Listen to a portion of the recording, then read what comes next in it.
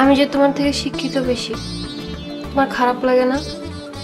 কয়েকদিন পর পরীক্ষা দিয়ে তুমি গ্র্যাজুয়েট হয়ে যাবো আর তুমি আন্ডার গ্র্যাজুয়েট।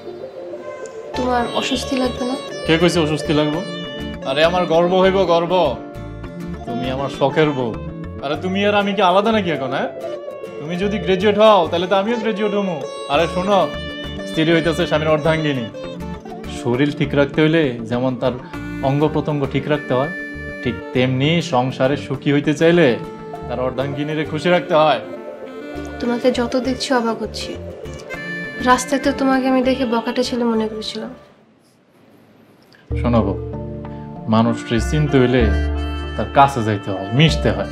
আচ্ছা ঠিক আছে, আমি মাইনে লইছি যে আমার একটু মাথা মাথা গরম আছে, তা এ দিল একেবারে সাদা ফকফকা।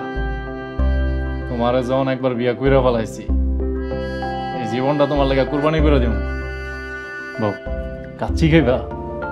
আবার কাচ্ছি? তোমাকে না বলেছি শাকসবজি খেতে হবে, আর কালকে থেকে তুমি মার্কেটে যাবে, সব হিসাব দেখবে।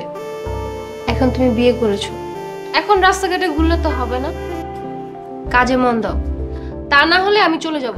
এই কোথাও যাইবা না বউ, তোমার সব কথা আমি শুনবো। কোথাও যাওয়া যাইবা না বউ, না খাও এখন, পড়ো, মনোযোগ দিয়ে পড়ো।